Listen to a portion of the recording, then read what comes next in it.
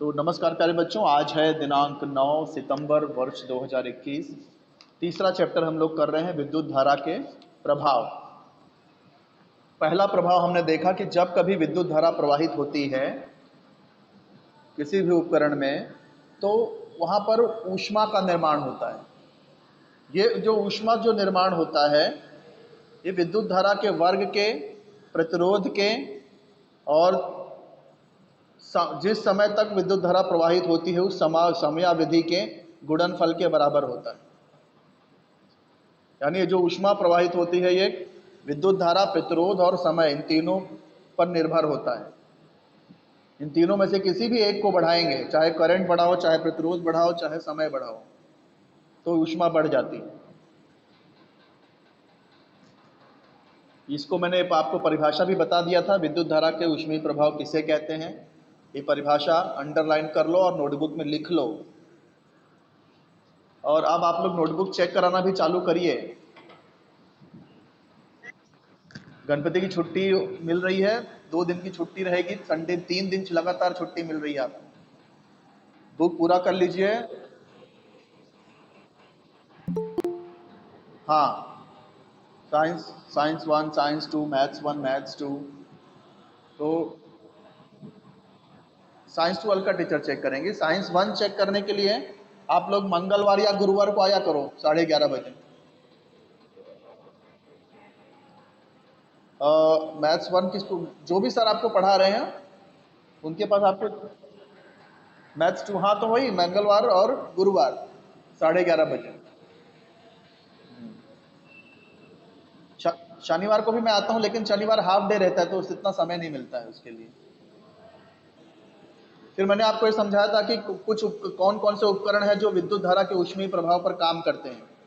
तो विद्युत से चलने वाली सिगड़ी, विद्युत बल्ब, है ना। फिर ये जो उपकरण है इसमें किस प्रकार के पदार्थ का उपयोग करते हैं। ऐसे पदार्थ का उपयोग करते हैं जिसकी अवरोधकता अधिक होती है। ऐसे कौन से पदार्थ हैं, जैसे नाइक्रोम की मिश्र धातु है, इसकी भी अवरोधकता अधिक होती है। तो इसलिए इसका उपयोग कहाँ करते हैं, विद्युत की सिगड़ी बनाने में।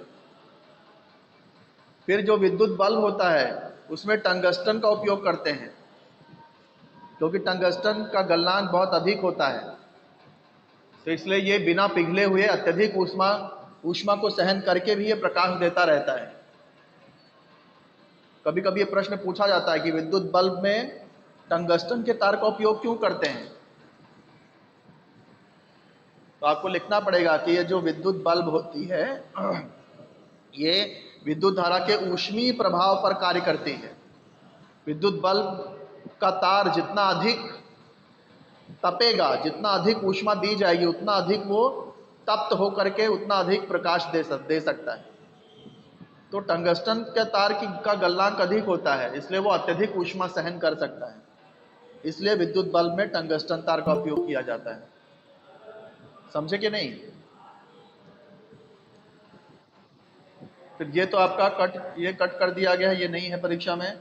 फिर मैंने आपको शॉर्ट सर्किट भी समझाया था लास्ट टाइम, जिसको हिंदी में लघु परिपथ कहते हैं। क्या बताया था मैंने आपको कि हमारे घरों में जो विद्युत संयोजन होता है उसमें 3 तरह के तार होते हैं। विद्युत तार, जिसको इंग्लिश में लाइव बोलते हैं, लाइव वाला तार। फिर उदासी तार, न्यूट्रल, और भू संपर्क तार, अर्थिंग वाला तार। जो विद्युत तार होता है अक्सर लाल रंग का होता है, लाल रंग का आवरण होता है उस पर। उदासी तार अक्सर काले रंग का आवरण उस पर दिखता है। भू संपर्क तार अक्सर हरे रंग से दिखाया जाता है। 3 तरह के वायर होते हैं। अब होता क्या है, कभी कभी किसी फॉल्ट के वजह से, कोई दोष की वजह से, या फिर कभी कभी चूहे वगैरह कोई बाहर के आवरण को काट देते हैं। इससे जो विद्युत तार है और उदासी तार है ये एक दूसरे के संपर्क में आ जाता है। संपर्क में आने से क्या होता है, बहुत बड़ी पैमाने पर विद्युत धारा प्रवाहित होने लगती है। उससे क्या होता है, अत्यधिक ऊष्मा का निर्माण होता है। उससे क्या हो सकता है, अगर कोई ज्वालाग्राही पदार्थ जैसे लकड़ी, कपड़ा या प्लास्टिक जैसे आग पकड़ने वाले पदार्थ यदि वहां रखे होंगे आसपास, तो आग लग जाती है। समझा लघु परिपथन क्या होता है और उससे क्या हो सकता है। अब इससे बचने के लिए क्या करते हैं, इससे बचने के लिए संगलक तार का उपयोग करते हैं, जिसे इंग्लिश में फ्यूज कहते हैं। हाँ, तो ये संगलक तार किस प्रकार से बचाता है। देखो, ये जो संगलक तार होता है ना बेटा, ये संगलक तार बहुत कम गलनांक वाले तार से बना होता है, बहुत जल्दी गल जाता है, ज्यादा ऊष्मा सहन नहीं कर पाता। तो जब कभी उच्च विद्युत धारा प्रवाहित होती है तो क्या होता है कि संगलक तार पिघल जाता है, संगलक तार पिघल जाता है, तो इससे परिपथ खंडित हो जाता है। परिपथ खंडित होना मतलब तार अगर टूट गया तो बिजली करंट आएगी क्या। नहीं समझ रहे हो बात को, आप बात समझ रहे हो क्या मैं क्या कह रहा हूं। मैं नोटबुक में आपको समझाता हूं। जैसे यहां से करंट आ रहा है, एक तार है, ये कोई तार है, एक तार है, बीच में क्या लगा दिया, संगलक तार लगा दिया, बीच में क्या लगा दिया, संगलक तार लगा दिया। हाँ, अब हो संगलक तार, संगलक तार, संगलक तार जो होता है ना, इसका इसका गलनांक बहुत कम होता है, बहुत जल्दी गल जाता है, थोड़ा सा भी ऊष्मा हुई तो गर्म हो जाएगा और पिघल जाएगा।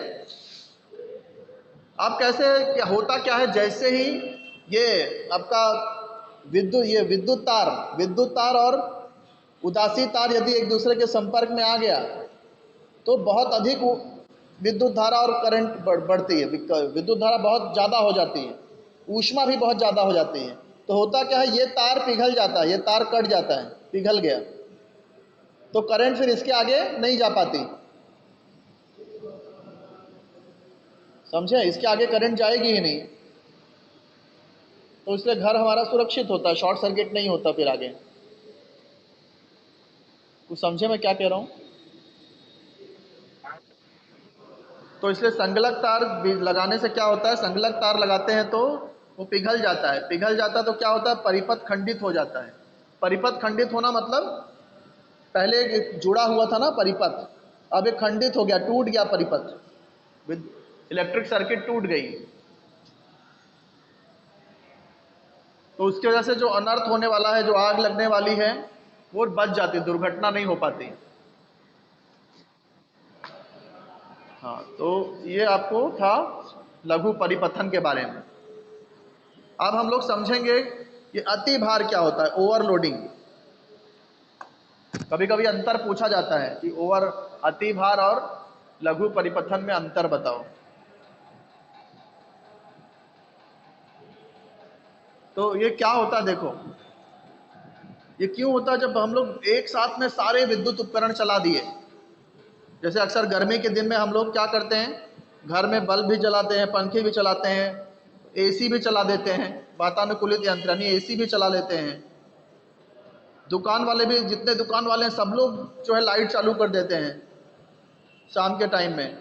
तो उससे क्या होता है, बड़े पैमाने पर विद्युत शक्ति का उपयोग होता है, ज़्यादा इलेक्ट्रिक पावर खर्च हो रही होती है। वो टॉपिक नहीं है बेटा, मैं आपको ये बता रहा हूँ ओवरलोडिंग कैसे हो, क्या होता है वो समझा रहा हूँ, विद्युत की बचत नहीं बता रहा हूँ मैं। ओवरलोडिंग क्या है, कैसे होता है वो समझा रहा हूँ। ज़्यादातर गर्मी के टाइम में जब एसी भी चल रहा है, फ्रिज भी चल रहा है, हमारे घर के पंखे, लाइट, बल्ब सब चल रहे हैं, सभी दुकानों में भी विद्युत यूज़ किया जा रहा है, तो उस समय बहुत बड़े पैमाने पर विद्युत शक्ति का उपयोग होता है। और ये विद्युत शक्ति कहाँ से आती है, ट्रांसफार्मर से आती है। कहाँ से आती है, ट्रांसफार्मर से आती है विद्युत शक्ति। लेकिन ट्रांसफार्मर की यदि क्षमता कम है, ट्रांसफार्मर की क्षमता यदि कम है तो क्या होता है, ट्रांसफार्मर ट्रांसफार्मर का जो संगलक तार है वो पिघल जाता है और विद्युत आपूर्ति बंद हो जाती है। इसी को बोलते हैं अति भार, ओवरलोडिंग।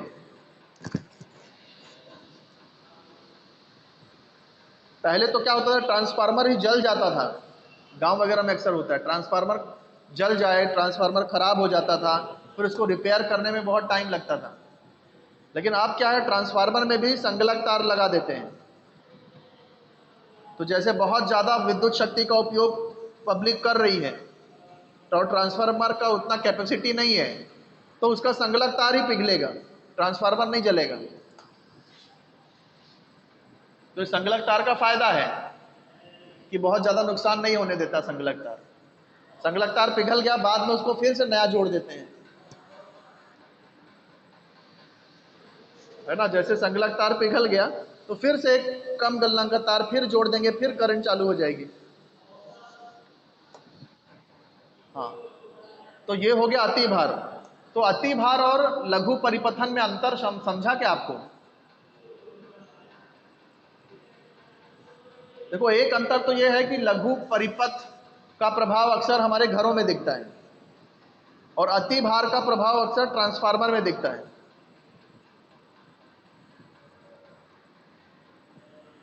ना। लघु परिपथ कब होता है? शॉर्ट सर्किट लघु परिपथन कब होता है? किसी कारणवश विद्युत तार और उदासी तार, ये दोनों अगर एक दूसरे के संपर्क में आ जाएं, तब जो है लघु परिपथन होता है। अति भार कब होता है? न्यूट्रल वायर, जो ब्लैक कलर का वायर रहता है ना, जिसके ऊपर ब्लैक कवर रहता है, उसमें करंट नहीं होती है। 3 वायर होता है, एक लाल वाला वायर, एक काला वाला, एक हरा वाला। जो तो लाल वाले वायर में करंट होती है, उसको विद्युत तार बोलते हैं। काले वाले वायर में करंट नहीं होती, उसको उदासी तार बोलते हैं, उदासी तार। हरे वाले में भी करंट नहीं होती, उसको बोलते हैं अर्थिंग। हिंदी में उसे क्या कहते हैं? भू संयोजन, भू संपर्क तार या भू संयोजन। तो मैं आपको समझा रहा हूं अति भार में और लघु परिपथन में क्या अंतर है।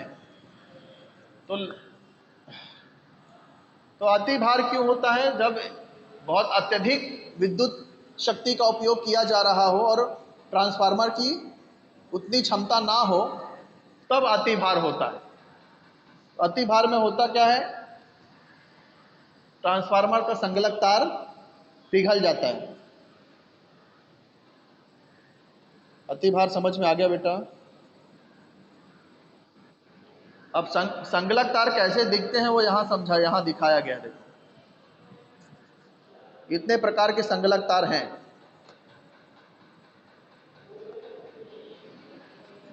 अब संगलक तार की जगह पे थोड़ा सा और मॉडर्न टेक्नोलॉजी आ गई है कि ये एमसीबी यूज करने लगे हैं, मिनिएचर सर्किट ब्रेकर। जैसे ही शॉर्ट सर्किट होगा, ये अपने आप स्विच ऑफ हो जाता है, ये बटन ऊपर हो जाती है। फिर जहां शॉर्ट सर्किट है उसको रिपेयर करने के बाद वापस से ऑन करेंगे तो फिर से चालू हो जाएगा, वापस से करंट चालू हो जाएगी। समझे कि नहीं बेटा? लेकिन ये इसके बारे में ये रिड्यूस कर दिया गया, परीक्षा में नहीं पूछा जाएगा इसके बारे में क्वेश्चन। हाँ, लेकिन आप अपनी जानकारी के लिए इसको पढ़ लो, पर परीक्षा में इससे रिलेटेड प्रश्न नहीं होगा। अब इसके जो सवाल है वो हम लोग बाद में करते हैं। तो अब बढ़ते हैं अगले टॉपिक की तरफ। अभी तक हम लोग क्या पढ़ रहे हैं? लोग फर्स्ट टॉपिक खत्म कर चुके हैं, विद्युत धारा का ऊष्मीय प्रभाव कर चुके हैं। अब सेकंड टॉपिक हम लोग देखेंगे, विद्युत धारा का चुंबकीय प्रभाव। बेटा, जैसे आपने देखा कि विद्युत धारा जब प्रवाहित होती है तो ऊष्मा का निर्माण होता है। आप भी देखो, मोबाइल चार्ज करते हो तो थोड़ी देर के बाद मोबाइल गर्म हो जाता है। जहां भी विद्युत धारा प्रवाहित होती है वहां ऊष्मा का निर्माण होता है। तो यह विद्युत धारा का ऊष्मीय प्रभाव हो गया।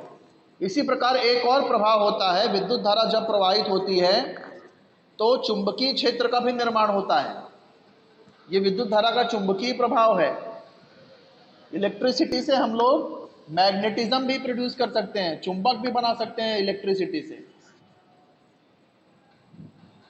जैसे इलेक्ट्रिसिटी से हम लोग ऊष्मा का निर्माण कर सकते हैं और कोई भी चीज गर्म कर सकते हैं, ऐसे ही विद्युत धारा से, इलेक्ट्रिसिटी से चुंबक का भी निर्माण किया जा सकता है। यहाँ पर एक कृति दी गई है जो एग्जाम में तो नहीं है पर समझने के लिए अच्छा है। यहाँ पर देखो एक बैटरी लगाया है, बैटरी है यहाँ पर कुंजी स्विच है, स्विच, और ये केवल वायर है, तार है, तार। स्विच ऑन है, यहाँ पर करंट फ्लो हो रहा है। अब इस तार के नज़दीक चुंबकीय सुई जब लेके जाते हैं तो चुंबकीय सुई का देखो, ये जो नॉर्थ वाला जो है उत्तरी ध्रुव, ये ऐसा मुड़ करके विचलन होता है और तार के नज़दीक आ जाता है, और जो दक्षिणी ध्रुव है वो दूर हो जाता है, पीछे आ जाता है। एन तार के नज़दीक चला जाता है, एस तार से दूर हो जाता है। अब यही जो है इंटरचेंज कर दें, मतलब बैटरी का प्लस जो है अभी लेफ्ट में था, राइट में कर दिया, माइनस राइट में था, प्लस में कर, इसको लेफ्ट में कर दिया, तो भी यहाँ पर विचलन होगा, डिफ्लेक्शन होगा इसमें, लेकिन उल्टा होगा। जो नॉर्थ वाला सिरा उत्तरी ध्रुव जो तार के नज़दीक जा रहा था वो तार से दूर जाने लगेगा, और जो दक्षिणी ध्रुव जो तार से दूर जा रहा था वो तार के नज़दीक पहुँच जाएगा। तो इस प्रयोग से क्या सिद्ध होता है कि जब कभी किसी तार में विद्युत धारा प्रवाहित होती है तो उस तार में चुंबकीय क्षेत्र का भी निर्माण होता है। चुंबकीय सुई में विचलन क्यों हो रहा है? क्योंकि यह तार अब एक चुंबक की तरह भी कार्य कर रहा है, इसलिए वो चुंबकीय सुई को अपनी तरफ खींच रहा है।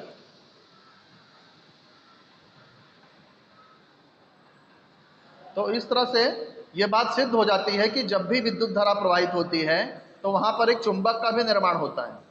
इसी को बोलते हैं विद्युत धारा का चुंबकीय प्रभाव।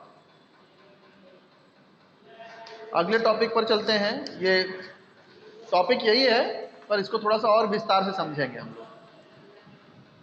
वैज्ञानिकों का परिचय ये भी एग्जाम में नहीं है पर आप अपनी जानकारी के लिए इसको पढ़ लेना। देखो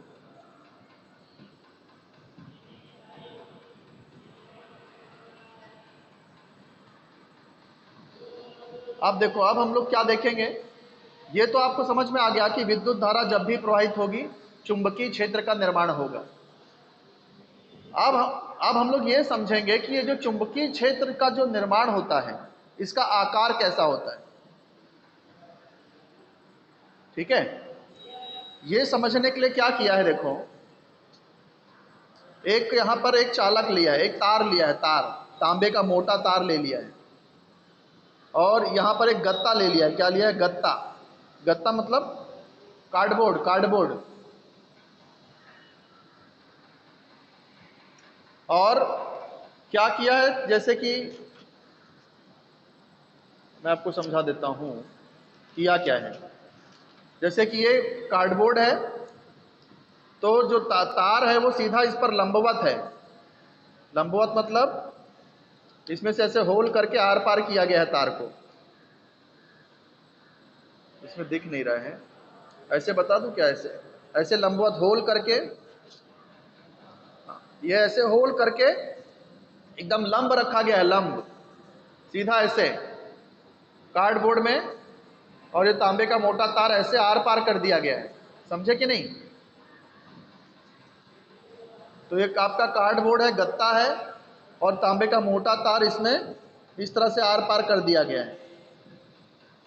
अब इसमें स्विच जोड़ दिया गया है, स्विच। यहाँ पर एक चल प्रतिरोध जोड़ दिया गया है, चल प्रतिरोध। चल प्रतिरोध मतलब जिसके प्रतिरोध को कम ज़्यादा कर सकते हैं हम लोग। फिर ये अमीटर है जो विद्युत धारा बताएगा, विद्युत धारा का मापन के लिए। फिर यहाँ बैटरी जोड़ दिया है। अब यहाँ पर क्या करते हैं, थोड़ा सा लोहे का बुरादा गिरा देते हैं। लोहे का बुरादा, देखो यहाँ दिया है, लोहे का बुरादा गत्ते पर फैलाइए। अब क्या होगा, जैसे ही स्विच ऑन करेंगे इसमें से विद्युत धारा शुरू हो जाएगी, प्लस से माइनस की तरफ विद्युत धारा बहने लगेगी। इस पर हमने लोहे के बुरादे गिराए हैं। अब इसको हम लोग यदि थोड़ा सा वाइब्रेट करेंगे, ऐसे अंगूठे से मार मार के उसको थोड़ा सा वाइब्रेट अगर करें तो क्या होता है, जो लोहे का जो बुरादा है वो ऐसे इस जो ब्लू कलर का जो आप देख रहे हो इस आकार में सारे अपने आप अरेंज हो जाते हैं, व्यवस्थित हो जाते हैं। हाँ, एक केंद्रीय वृत्त की तरह दिख, सारे लोहे की बुरादे सब एक केंद्रीय वृत्त की तरह से, जैसे यहाँ देख रहे हो, एक केंद्रीय वृत्त की तरह से सारे लोहे की बुरादे इकट्ठे हो जाते हैं। तो इससे क्या समझ में आया? ये जो चुंबक, ये जो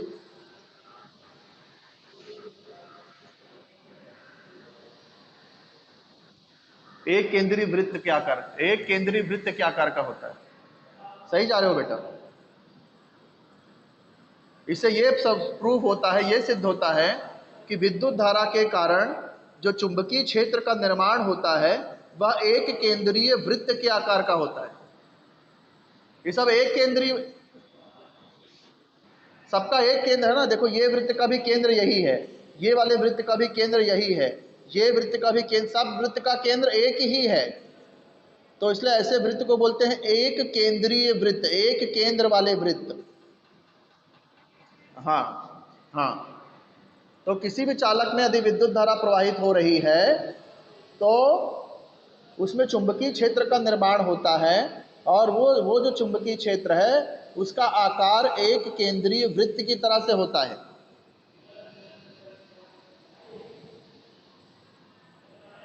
और एक बात और आप ध्यान रखना कि तार के नजदीक जो वृत्त मिलेंगे वो आपको नजदीक नजदीक मिलेंगे।